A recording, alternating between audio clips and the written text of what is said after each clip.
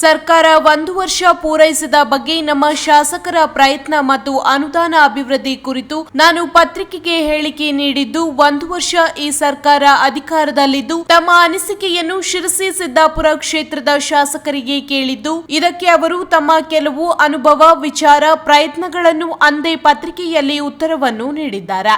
ಇದಕ್ಕೆ ಮನ್ನಣೆ ಇದೆ.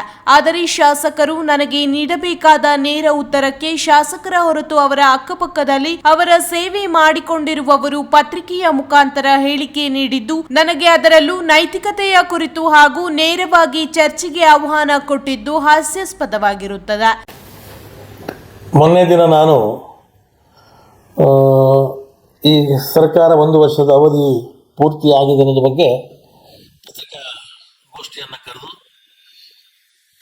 ಮಾನ್ಯ ಶಾಸಕರ 1 ವರ್ಷದ ಅವರ ಪ್ರಯತ್ನ ಮತ್ತು ಅವರು ತನ್ನಂಥ ಅಭಿವೃದ್ಧಿ ಕುರಿತು ನಾನು ಪತ್ರಿಕಾಗೋಷ್ಠಿ ನಡೆಸಿದ್ದೆ.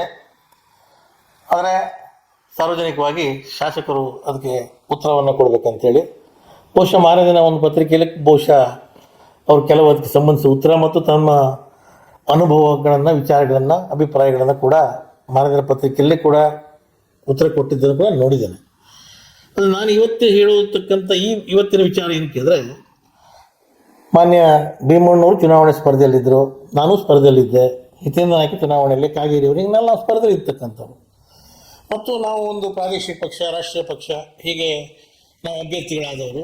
ನಾವು ಪ್ರಶ್ನೆ ಕೇಳಿದ್ದು ಅಥವಾ ವಿಚಾರ ಕೇಳಿದ್ದು ನಾನು ಶಾಸಕ ಭೀಮಣ್ಣವರಿಗೆ ಬಿಟ್ಟರೆ ಅವರ ಅಕ್ಕಪಕ್ಕದಲ್ಲಿರ್ತಕ್ಕಂಥ ಏನು ಕೆಲಸ ಮಾಡ್ತಾ ಚಾಕರಿ ಮಾಡ್ತಾ ತಿರುಗೋರಿಗೆ ನಾನು ಪ್ರಶ್ನೆ ಕೇಳಿದ್ದಲ್ಲ.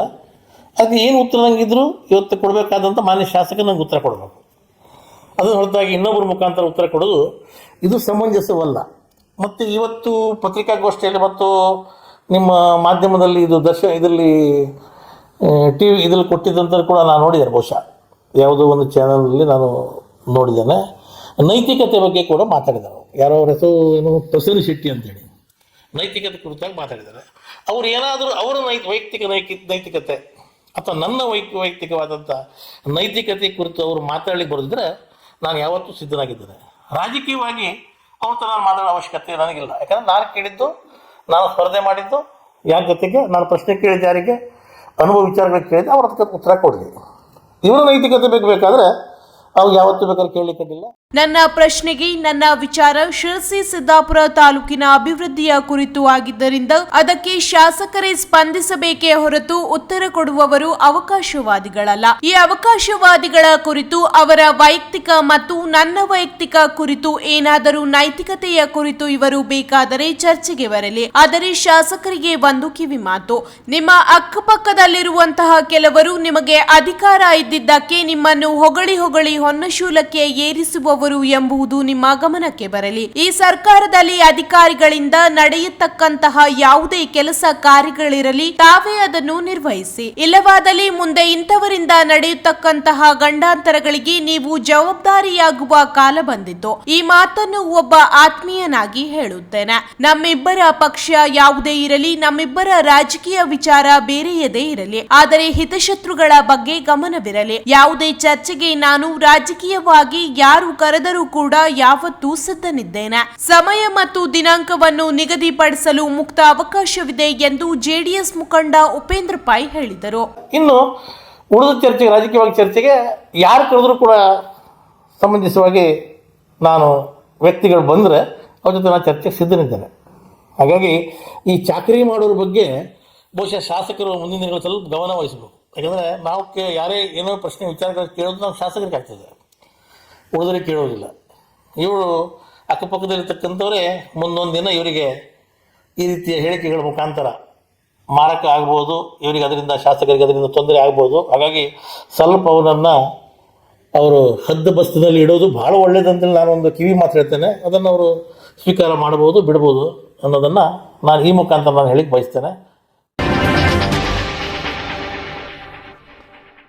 ಪಂಚಮಸಾಲಿ ಮೀಸಲಾತಿಯನ್ನು ಜಾರಿಗೆ ತರಲು ಸರ್ಕಾರ ವಿಳಂಬ ಮಾಡುತ್ತಿದೆ. ಸಿಎಂ ಸಿದ್ದರಾಮಯ್ಯನವರು ಸ್ಪಂದನೆ ಮಾಡುವ ಕೆಲಸವನ್ನಾದರೂ ಮಾಡಬೇಕಿತ್ತು. ಸ್ಪಂದನೆ ಮಾಡುವ ಕೆಲಸ ಆಗಿಲ್ಲ ಎನ್ನುವ ನೋವಿದೆ. ನಮ್ಮ ಶಾಂತಿ ಸಹನೆ ಪರೀಕ್ಷೆ ಮಾಡುವ ಕೆಲಸ ಮಾಡಿದರೆ ಅನಿವಾರ್ಯವಾಗಿ ಉಗ್ರ ಹೋರಾಟ ಮಾಡುವ ಸಂದರ್ಭ ಬರಲಿದೆ ಎಂದು ಪಂಚಮಸಾಲಿ ಹೋರಾಟದ ನೇತೃತ್ವ ವಹಿಸಿರುವ ಕೂಡಲ ಸಂಗಮ ಪಂಚಮಸಾಲಿ ಪ್ರಥಮ ಜಗದ್ಗುರುಗಳಾದ ಬಸವಜಯ ಮೃತ್ಯುಂಜಯ ಸ್ವಾಮೀಜಿ ಸರ್ಕಾರಕ್ಕೆ ಎಚ್ಚರಿಕೆ ನೀಡಿದ್ದಾರೆ. ಇಂದು ಕಾರವಾರದಲ್ಲಿ ಮಾತನಾಡಿದ ಅವರು, ಪಂಚಮಸಾಲಿ ಮೀಸಲಾತಿ ಹೋರಾಟವನ್ನು ತೀವ್ರಗೊಳಿಸಲು ಮುಂದಿನ ಹೋರಾಟಕ್ಕಾಗಿ ಮೇ 23ರಂದು ಉತ್ತರ ಕನ್ನಡ ಜಿಲ್ಲೆಯ ಉಳುವಿ ಕ್ಷೇತ್ರದಲ್ಲಿ ಸಂಕಲ್ಪ ಸಭೆ ಹಾಗೂ ಸಾಮೂಹಿಕ ಇಷ್ಟಲಿಂಗ ಪೂಜೆ ಇಟ್ಟುಕೊಳ್ಳಲಾಗಿದೆ. ಜೂನ್ ತಿಂಗಳಲ್ಲಿ ನಮ್ಮ ಜನಾಂಗದ ಶಾಸಕರ ಸಭೆಯನ್ನು ಮಲೆಮಹದೇಶ್ವರ ಬೆಟ್ಟದಲ್ಲಿ ಇಡಲಾಗಿದೆ. ಅಲ್ಲಿ ಹೋರಾಟದ ರೂಪುರೇಷೆಗಳ ಬಗ್ಗೆ ತೀರ್ಮಾನ ಮಾಡುತ್ತೇವೆ. ಸರ್ಕಾರ ಮಾತು ಕೊಟ್ಟು ವಿಳಂಬ ಮಾಡಿದೆ. ಸಿದ್ದರಾಮಯ್ಯನವರೇ, ನಮ್ಮ ಸಮಾಜದ ಋಣ ನಿಮ್ಮ ಮೇಲಿದೆ, ತೀರಿಸುವ ಕೆಲಸ ಮಾಡಿ. ನಮ್ಮ ಅಸಮಾಧಾನ, ಬೇಸರ ಮುಂದೆ ಉಗ್ರ ಹೋರಾಟವಾಗಿ ಪರಿವರ್ತನೆ ಆಗುವ ಒಳಗೆ ನ್ಯಾಯ ಕೊಡುವ ಕೆಲಸ ಸರ್ಕಾರ ಮಾಡಲಿ. ರಾಜ್ಯಾದ್ಯಂತ ಹೋರಾಟ ಪ್ರಾರಂಭ ಮಾಡುತ್ತೇವೆ. ಈ ಹೋರಾಟ ಮುಗಿಯುವುದರೊಳಗಾಗಿ ಸೂಕ್ತ ಪರಿಹಾರ ಕೊಡದಿದ್ದರೆ ಉಗ್ರ ಹೋರಾಟ ಮಾಡುತ್ತೇವೆ. ನಮ್ಮ ಶಾಂತಿ ಸಮಾಧಾನ ಪರೀಕ್ಷೆ ಮಾಡಬೇಡಿ ಎಂದು ಎಚ್ಚರಿಕೆ ನೀಡಿದರು. ಲಿಂಗಾಯತ ಪಂಚಮಸಾಲಿ ಮೀಸಲಾತಿ ಹೋರಾಟ 6ನೇ ಹಂತದ ಹೋರಾಟವನ್ನು ಈಗಾಗಲೇ ರಾಜ್ಯಾದ್ಯಂತ 2023ನೇ ಇಸ್ವಿ ಪೂರ್ತಿ ನಾವೆಲ್ಲ ಮಾಡಿದ್ವಿ. ಸರ್ಕಾರದ ಯಾವುದೇ ಸ್ಪಂದನೆ ಸಿಗದಿರೋ ಕಾರಣಕ್ಕೆ ಕಲಬುರಗಿಯಲ್ಲಿ ನಡೆದಂಥ ಬೃಹತ್ ಸಮಾವೇಶದಲ್ಲಿ ಸರ್ಕಾರಕ್ಕೆ ನಮ್ಮ ನಿರ್ಣಯಗಳನ್ನು ಮಂಡಿಸಿದ್ವಿ. ಆದರೆ ಈಗ ಮತ್ತೆ ಚುನಾವಣಾ ನೀತಿ ಸಮಿತಿ ಬಂದ ಕಾರಣಕ್ಕೆ ಹೋರಾಟವನ್ನು ತಾತ್ಕಾಲಿಕ ಸ್ಥಗಿತಗೊಳಿಸಿದ್ವಿ. ಈ ಹಿನ್ನೆಲೆ ಒಳಗೆ ನೀತಿ ಸಮಿತಿ ಜಾರಿ ಇರೋದ್ರಿಂದ ಕೇವಲ ಭಕ್ತಾದಿಗಳ ಸಭೆಯನ್ನು ಉಳುವಿ ಕ್ಷೇತ್ರದಲ್ಲಿ ಕರೆಯುವುದರ ಮೂಲಕವಾಗಿ ಮುಂದಿನ ಹೋರಾಟವನ್ನು ಯಾವ ರೀತಿ ಮಾಡಬೇಕು, ಯಾವ ರೀತಿಯಾಗಿ ಸರ್ಕಾರ ಗಮನ ಸೆಳೆಯಬೇಕು, ನಮ್ಮ ಹಕ್ಕನ್ನು ಯಾವ ರೀತಿ ಮಂಡಿಸಬೇಕು ಅಂತೇಳಿ ಮೇ 13ನೇ ತಾರೀಕು ಗುರುವಾರ ಮಧ್ಯಾಹ್ನ 3 ಗಂಟೆಗೆ ಕಾರವಾರ ಜಿಲ್ಲೆ ಚನ್ನಬಸವಣ್ಣನವರ ಐಕ್ಯ ಭೂಮಿಯಾಗಿರ್ತಕ್ಕಂಥ ಉಳುವೆಯಲ್ಲಿ ರಾಜ್ಯ ಮಟ್ಟದ ಹೋರಾಟಗಾರರ ಮತ್ತು ಪದಾಧಿಕಾರಿಗಳ ಸಂಕಲ್ಪ ಸಭೆ ಅಂತ ಕರೀತಿದ್ದೀವಿ. ಆಗಾಗ ಸಭೆಗೆ ಎಲ್ಲರೂ ಬರಬೇಕು. ಈಗಾಗಲೇ 12 ಜಿಲ್ಲೆಯಲ್ಲಿ ಹೋರಾಟ ಮಾಡಿದರೂ ಸಹ ಸರ್ಕಾರ ಯಾವುದೇ ಸ್ಪಂದನೆ ಮಾಡಿಲ್ಲ. ಮನವಿ ಮಾಡಿಕೊಂಡ್ರು ಯಾವುದೇ ರೀತಿಯಾಗಿರ್ತಕ್ಕಂಥ ಮಾತು ಕೊಟ್ಟಿದ್ರು, ಸಭೆ ಕರಿತೀವಿ ಕಾನೂನು ತಜ್ಞರ ಸಭೆ ಅಂತ. ಇವತ್ತಿನವರೆಗೆ ಸಭೆ ಕರೆದಿಲ್ಲ. ಹಾಗಾಗಿ ಈ ನೀತಿ ಸಮಿತಿ ಮುಗಿದ ಮೇಲೆ ಮತ್ತೆ ಸರ್ಕಾರ ಚಟುವಟಿಕೆ ಆರಂಭಗೊಳ್ಳುತ್ತವೆ.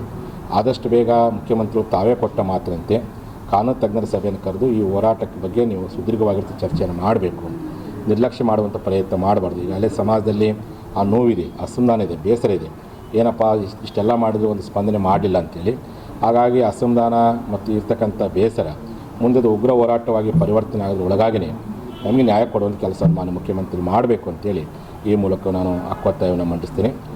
ನಾವು ಈಗಾಗಲೇ 12 ಜಿಲ್ಲೆಯಲ್ಲಿ ಹೋರಾಟ ಮಾಡಿವಿ.